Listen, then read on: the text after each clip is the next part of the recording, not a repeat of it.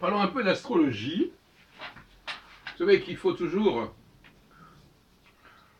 séparer le bon grain de l'ivraie, qui implique une forme de sélection et de tri. Par exemple, ce dont on nous rabattait les oreilles dans les années 50-60, sur le fait qu'on était soleil ascendant ceci, donc il y avait une sorte de dualité. J'ai mon soleil à tel endroit, et puis j'ai mon ascendant à tel autre endroit. C'est parfois le même quand je suis né à l'aube. Alors, quel est votre ascendant, quel est votre signe, etc. Ce que les gens n'ont pas, ce que les astronomes n'ont pas compris, c'est que l'ascendant, là on est sur un plan symbolique, parce qu'en fin de compte, il faut décanter tout cela. Mais globalement, cette dualité est intéressante parce que, mais elle n'a pas été bien comprise. C'est comme la dualité Soleil-Lune. La dualité Soleil-Lune, c'est évidemment, c'est d'ailleurs qui est le fondement de notre calendrier. La fête de Pâques, puisque nous sommes actuellement en période de Pâques, elle est fondée sur une connexion entre le cycle solaire des saisons et le cycle lunaire, qui est d'ailleurs lié aussi au Soleil, des conjonctions Soleil-Lune, des lunaisons. Il y a bien une dualité entre deux facteurs.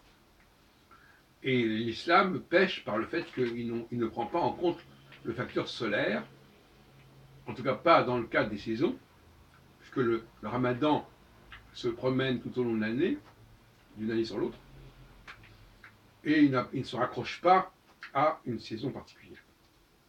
Alors que le christianisme s'accroche au 25 décembre,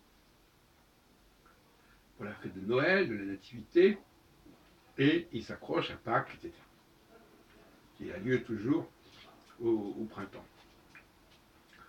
Alors revenons à la dialectique ascendant, soleil ascendant. Bon, s'il y a une dialectique, c'est que ça doit être sur des plans différents. On peut imaginer quelqu'un qui soit marqué fondamentalement par un facteur, et puis un autre facteur qui vient apporter une contextualité. Vous voyez ce que je veux dire?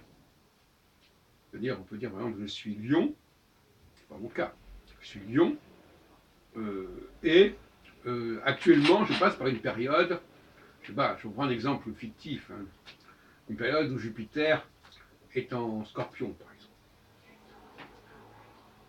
Donc je suis un Lion avec un facteur Scorpion en transit, si on peut dire. Et puis par la suite, je serai je suis toujours Lion, mais avec un facteur Scorpion en Sagittaire, puis en Capricorne. Ce sont des exemples comme ça pour faire comprendre. Autrement dit, l'astrologie qui se respecte doit à la fois donner une sorte de référence précise et constante du type de la personne, et d'autre part, décrire le contexte où l'on est, et qui a priori le contexte est le même contexte pour tout le monde, d'une certaine manière, et qui fait que cette personne sera plus ou moins favorisée par le contexte actuel. Par exemple, comme j'en ai parlé dans une précédente vidéo, si on a un tempérament plutôt néganthropique, on sera favorisé par une période néganthropique. Et on sera défavorisé par une période anthropique, et inversement. Alors rappelons quand même que l'ascendant, quelque part, réfère à une réalité stellaire. Comment est-ce qu'on peut croire? À mon avis, c'est une thèse que je développe, donc ça n'est pas fondamental dans mon travail, mais enfin, elle me paraît valable, jusqu'à preuve du contraire. C'était l'étoile ascendante au départ. Parce que vous remarquerez quand même qu'au jusqu'au XVIIIe siècle, on ne connaissait que cette planète, dont le Soleil et la Lune d'ailleurs. On connaissait 5 planètes. Et qu'elle pouvait très bien ne pas se trouver à l'ascendant. En revanche, vu le nombre d'étoiles et des constellations qui se situent sur le zodiaque, eh bien, il y a toujours, par définition, une constellation qui est là, au moins, même s'il n'y a pas de planète. Donc on peut naître sous une constellation